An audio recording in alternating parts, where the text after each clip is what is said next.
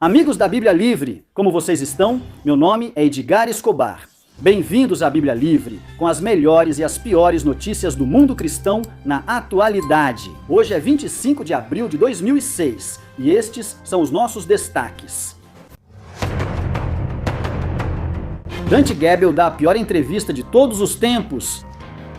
Os Marcos, Whit Barrientos e Vidal se unem em novo single. Grave condição de saúde de Dani Berrios.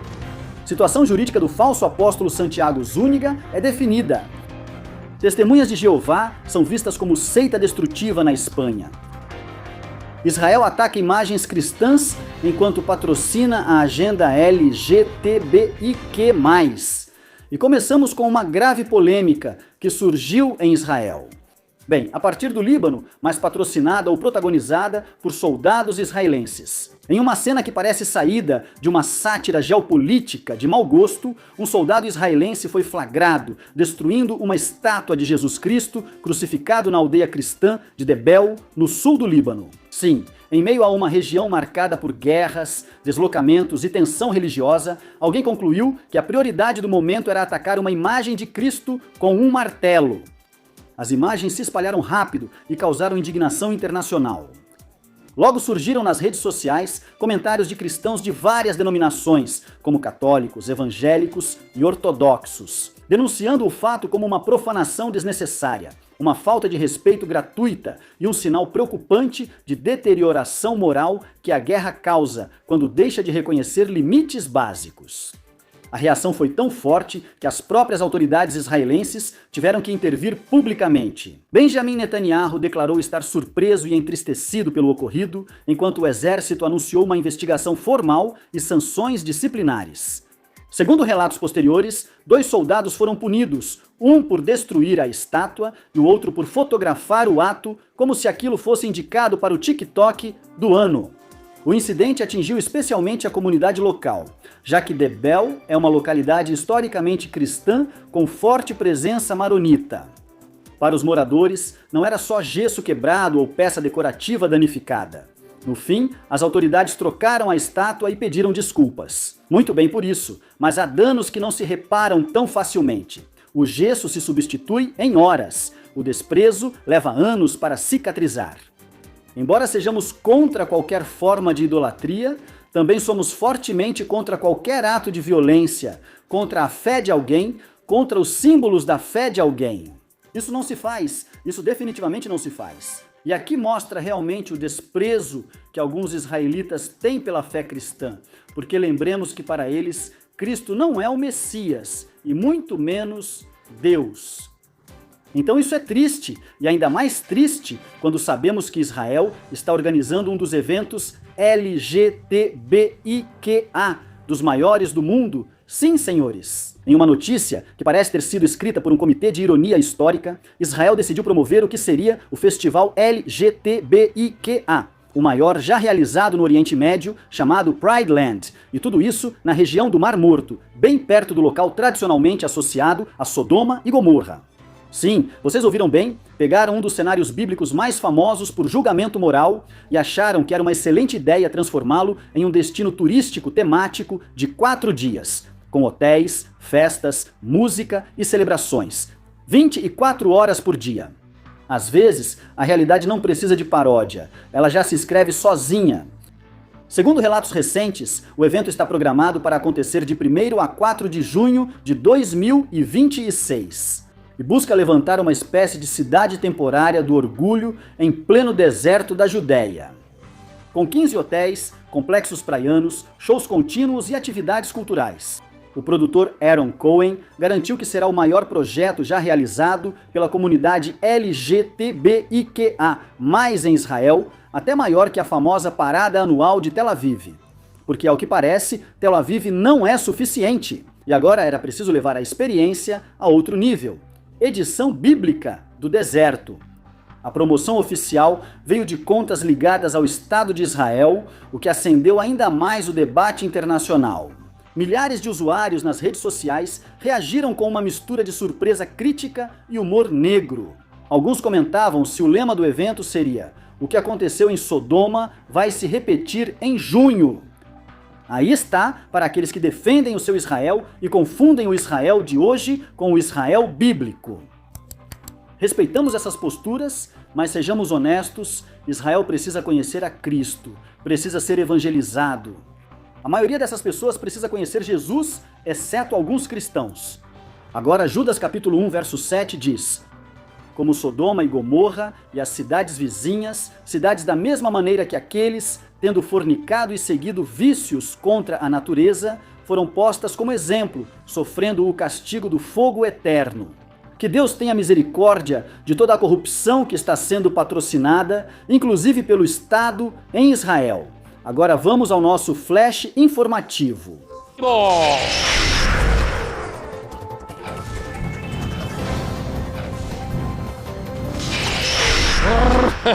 Obrigado, Flash. E o nosso flash informativo de hoje vem da Argentina, onde, ai meu Deus, Dante Gebel deu a pior entrevista de todos os tempos. Em uma polêmica entrevista ao jornalista Luiz Novarencio, o não pastor da River Church, Dante Gebel afirmou que ainda não é candidato à presidência, não oficializou nenhuma candidatura. E segundo suas próprias palavras recentes, ele nem sequer tem vontade de ser presidente, mas disse estar em conflito entre seu desejo e seu dever cívico. Gebel garantiu que não busca nem fama nem dinheiro, que financeiramente já tem a vida resolvida e que não tem complexo messiânico. Até aí, um discurso prudente. O problema veio quando ele começou a definir posições públicas com a elasticidade de um ginasta olímpico. Porque em um mesmo diálogo conseguiu dizer que não quer ser presidente, mas que está montando uma equipe que não busca poder, mas que poderia tentar e que não tem um plano pessoal. Embora se aparecer a estrutura adequada, ele se anima. Traduzindo, não há candidatura a menos que haja sim. Um dos pontos mais polêmicos foi quando ele falou sobre o casamento homossexual. Diante de perguntas diretas, Gebel respondeu que não é contra e acrescentou que as convicções privadas de um governante não devem necessariamente se tornar lei. Parece moderno, conciliador e elegante na televisão, mas cria uma tensão séria para quem se apresenta como referência cristã. Porque as escrituras não tratam o modelo do casamento como uma simples opinião privada, ajustável ao clima cultural, mas sim como uma instituição criada por Deus entre homem e mulher desde o princípio. Quando um líder cristão transforma princípios revelados em preferências pessoais, ele não está sendo neutro, está rebaixando a doutrina ao gosto individual. Depois veio o tema do aborto, e aqui a resposta deixou muitos procurando legendas. Gebel disse que não é nem a favor nem contra, embora imediatamente tenha acrescentado que, por convicções pessoais, sempre vai preservar a vida. Ou seja, ele defende a preservação da vida, mas não se posiciona. Uma resposta tão redonda que poderia rolar ladeira abaixo sozinha. Para muitos crentes, o problema é político e moral, pois ao falar de vida inocente, espera-se clareza ética, não ambiguidade. Também surpreendeu a frase dele: se meu objetivo fosse evangelizar a Argentina, eu não me meteria nisso. Com isso, ele pareceu separar evangelização e serviço público, como se fossem dois mundos incompatíveis. Curiosa colocação para quem sempre misturou influência social, mídia e discurso espiritual. Além disso, biblicamente, a fé não fica guardada numa vitrine de domingo, enquanto a praça pública fica vazia. A luz não foi feita para ficar escondida. Outro momento marcante foi quando ele disse: eu não sou pastor, sou comunicador. Os pastores têm cheiro de ovelha. Frase engenhosa, marca registrada de Dante, mas complexa considerando que ele lidera uma mega igreja na Califórnia e exerce influência pastoral real sobre milhares de pessoas. É como pilotar um avião cheio e dizer: não sou piloto, só entusiasta dos controles. O problema não é a piada, o problema é a responsabilidade que ele tenta evitar enquanto a exerce. Nas redes sociais, as reações foram imediatas. Alguns celebraram seu tom moderado e presidencial, outros o acusaram de começar a campanha tentando agradar a todos, sem se comprometer com nada. E um terceiro grupo, provavelmente o mais numeroso, simplesmente pegou pipoca e aproveitou o espetáculo. De ver um pregador explicar que não é pastor, um possível candidato dizer que não quer ser candidato, e um defensor da vida afirmar que não está nem a favor nem contra. Essa foi a pior entrevista que já ouvi de algum ministro ou referência cristã. Terrível, assustadora. Veja, vou resumir para você em um pequeno trecho. Milei respeita o cargo? Não sei. Milei deveria ter pedido seu afastamento? Não sei. Você sente que o governo entende a realidade das pessoas? Não sei. Adorni deveria ter se afastado até que a investigação terminasse? Em quem você votou na última eleição? Eu não votei. Você se sente mais próximo de Milei ou mais próximo de Cristina? De nenhum dos dois. Você é contra o aborto? Nem a favor, nem contra. Classifique para mim os presidentes da democracia, do melhor ao pior, desde Alfonsín até Milei. E isso é muito subjetivo. Qual líder argentino você admira? Líder, Sim, líder da política argentina. Quem você admira? e é muito difícil. Mas quem foi o melhor presidente? Não posso responder isso. O que é o peronismo para você? Acho que não dá para definir, eu não conseguiria definir em uma palavra Javier Milei é... o presidente da República. Não disse nada, irmão. Não disse nada. A palavra diz em Mateus capítulo 5, versículo 37, mas seja o vosso falar, sim, sim, não, não, porque o que passa disso é de procedência maligna. Tome uma posição, Dante Gebel. Defenda um princípio. Não queira agradar e deixar todo mundo feliz. Esse é o problema de não ser pastor e ao mesmo tempo ter uma mega igreja. Não entendo esse conceito. Não sei, mas tudo bem. Seguimos com as notícias. E há preocupação no povo cristão em relação à saúde do famoso cantor Dani Berrios. Preocupação, oração e agora também esperança cercam o cantor Dani Berrios, depois que nos últimos dias se tornou público que ele enfrenta um delicado quadro de saúde. O intérprete, uma das vozes mais emblemáticas da música cristã em espanhol, estaria recebendo atendimento médico especializado enquanto familiares, amigos e milhares de seguidores ao redor do mundo permanecem atentos à sua vida. A notícia foi confirmada inicialmente por sua gravadora Presencia Music, que emitiu um comunicado oficial nas plataformas digitais do ministério e do artista. Na mensagem, foi informado textualmente que a Presencia Music comunica que o cantor Dani Berrios está atualmente passando por um problema de saúde, pelo qual já está recebendo atendimento médico. Posteriormente, o mesmo comunicado acrescentou um pedido direto ao público. Em nome de sua família e equipe de trabalho, pedimos com muito respeito suas orações e discrição neste momento. Acreditamos no poder de Deus para restaurar, fortalecer e levantar sua vida mais uma vez. Agradecemos profundamente suas orações e demonstrações de carinho neste momento. Após o anúncio, a reação veio rapidamente. Redes sociais, igreja e ministérios de diferentes países começaram a se encher de mensagens de apoio, lembranças de shows, testemunhos pessoais e correntes de oração por quem durante décadas ministrou a milhões com canções como Alaba a Dios, Glória a Dios, Himno de Victoria, El Secreto de Alabar. No entanto, em meio à preocupação nas últimas horas, surgiram sinais encorajadores. Uma nova mensagem compartilhada pela Presencia Music confirmou que o cantor continua apresentando melhora em seu estado de saúde. Nesta atualização, a família agradeceu profundamente o apoio recebido, destacando que orações, mensagens e carinho têm sido fundamentais nesse processo. Dani Berrios, de 64 anos, é considerado um dos pioneiros e referências da adoração contemporânea em espanhol. Oremos, meus queridos irmãos, pela rápida recuperação de Dani Berrios e que ele continue adorando e glorificando o nome do Senhor. Mas agora vamos para a Espanha, a mãe pátria, onde, bem, o tiro saiu pela culatra para as testemunhas de Jeová. A justiça espanhola confirmou que chamar as testemunhas de Jeová de seita religiosa ou destrutiva pode ser protegido pela liberdade de expressão no contexto analisado. Foi o que confirmou o Tribunal Provincial de Madrid, ao apoiar uma sentença anterior favorável à Associação Espanhola de Vítimas das Testemunhas de Jeová, grupo formado por ex-membros que denunciam danos psicológicos, ruptura familiar e práticas coercitivas dentro da organização. Eles recorreram aos tribunais em busca de silêncio e saíram com ainda mais barulho. O litígio vinha de anos atrás. A organização religiosa havia processado essa associação, solicitando indenização financeira, fechamento do site, remoção das redes sociais e praticamente apagar do mapa digital aqueles que os criticam.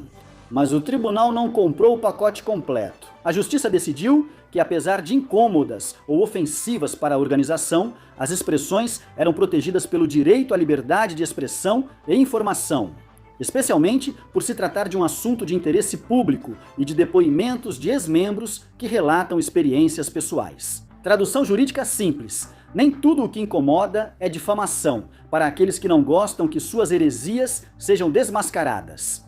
A sentença, inclusive, reconhece que pode haver uma intromissão na honra da organização, mas ainda assim determina que, neste caso, prevalece a liberdade de expressão. Ou melhor, é como perder o jogo, pedir o VAR, revisar o lance e o árbitro confirmar o gol de novo. Ainda existe a possibilidade de recurso ao Supremo Tribunal, então a história não necessariamente termina aqui. Mas por enquanto, a notícia deixa uma cena memorável. Uma organização conhecida mundialmente por bater de porta em porta recebeu da justiça uma porta na própria cara. Que bom, acho maravilhoso que essa seita possa ser mencionada pelo que é, uma seita. Muito bem para nossos amigos na Espanha. Mas vamos continuar, porque também temos notícias daqui. O falso apóstolo Santiago Zúñiga foi liberado em mais uma dessas histórias em que a realidade compete com a sátira. O conhecido personagem salvadorenho, apelidado de Apóstolo Santiago, identificado como Santiago Cruz Zúñiga, aceitou as acusações contra ele em um processo abreviado e, posteriormente, recuperou a liberdade, segundo informou a La Prensa Gráfica. Sim, é isso mesmo, confissão rápida, trâmite veloz e saída expressa, porque há pessoas que transformam o sistema judicial em algo parecido com a fila preferencial. Segundo as informações divulgadas, uma das medidas seria impedir o retorno a El Salvador por tempo determinado. O caso gerou reações imediatas nas redes sociais, com muitos usuários mostrando incredulidade, memes e perguntas incômodas. E assim termina, por enquanto, este capítulo do chamado Apóstolo Santiago. Ele aceitou as acusações, foi libertado e deveria se manter longe do país por um tempo. E se ele aceitou as acusações, é culpado. Então não venha agora bancar o santo como sempre faz nas suas lives. Vamos agora para a sessão de entretenimento.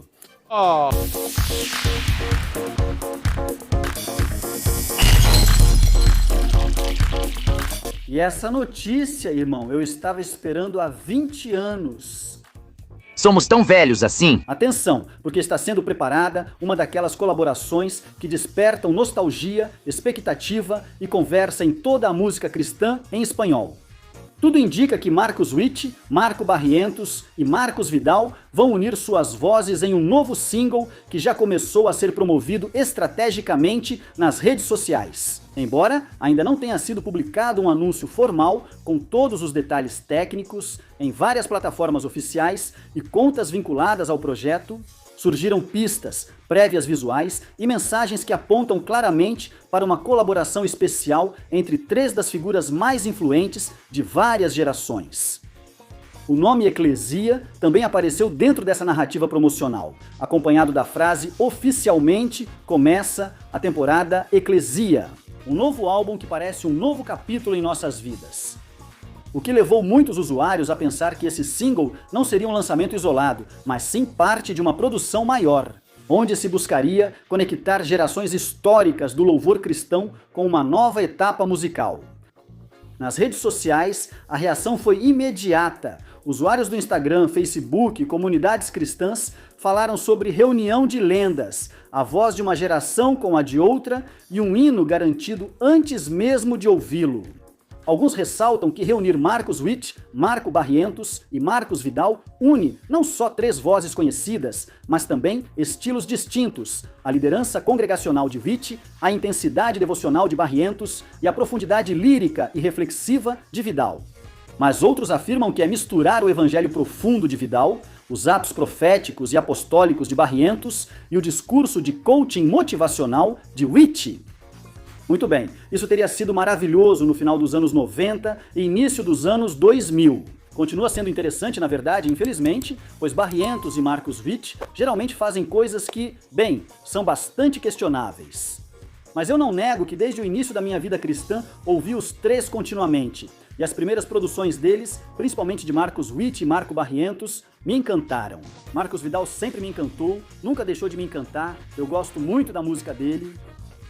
A palavra de Deus diz em Colossenses 3,16 que a palavra de Cristo habite ricamente em vocês, ensinando e aconselhando uns aos outros com sabedoria, cantando ao Senhor com graça no coração, por meio de salmos, hinos e cânticos espirituais.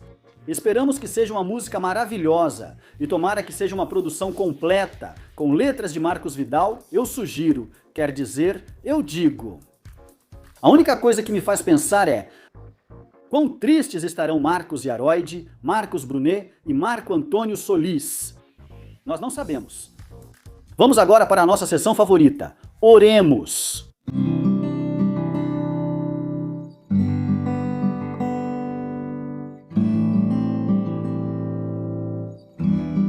Oremos pela Igreja Casa del Evangelho, bombardeada pela Rússia na Ucrânia, tirando a vida do pastor batista Ruslan Utiushi. Oremos pela Alemanha, onde o cardeal Reinhard Marx iniciará o processo para conceder a bênção a pessoas da comunidade LGTBIQA+. Oremos pelo Uruguai, onde entrou em vigor a lei da eutanásia. Oremos pela família, igreja e amigos do evangelista Dick Eastman, falecido em 21 de abril, aos 81 anos. Há muitas coisas pelas quais devemos orar. Então, meus queridos irmãos, oremos e não nos cansemos de orar.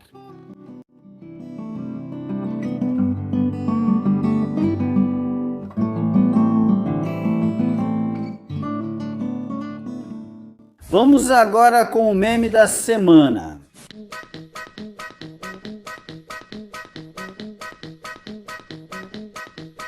Não, Kiki, não seja assim. Pode ser um Marcos, menos conhecido, mas ainda é um Marcos no final das contas. Ai, Kiki, ai meu Deus, não. É a mesma coisa, só que mais barato.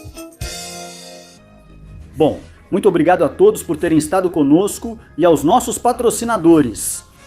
Ana Aguirre, Vivian Laborte, Jaqueline, José Oliveira, Letícia Gonçalves, Maximiliano Morales, Pamela Farfán Osorio, Cascante Productions, Jaqueline Robles, Leonardo Morales, Jaime Falla, Violeta Velásquez, Ingrid Guerrero, Sangojeda, Félix Alexander Herrera Cárdenas, Alexis Merced, Damarisa Leida, Bacasa 25, Daniel Junca, John Vela, Vanessa Rossi, Diana Giron, Gabriel Maldonado, Christian J, Sérgio H. Sanches, Aldrin Perdomo, Lorena Escalón, Ili del Rey, Denis Rosales, Janeta Aguirre, Gerardo Carrillo, Jason Sánchez, Chopping with Duff. Se você quiser se juntar aos Patreons, nos apoie este ministério, por favor, dê uma força para a gente, qualquer pequena contribuição é muito importante. Deus abençoe vocês, Deus os guarde e nos vemos esta semana com muitos mais vídeos e na próxima com um novo noticiário da Bíblia Livre. Obrigado, patrocinadores, obrigado pelo grande apoio de vocês, obrigado porque graças ao apoio de vocês podemos trabalhar para o Senhor e alcançar mais pessoas. Obrigado pela grande ajuda de vocês, obrigado por colaborarem sem hesitar, obrigado por compartilharem nossa missão em Jesus. Obrigado por fazer parte deste trabalho.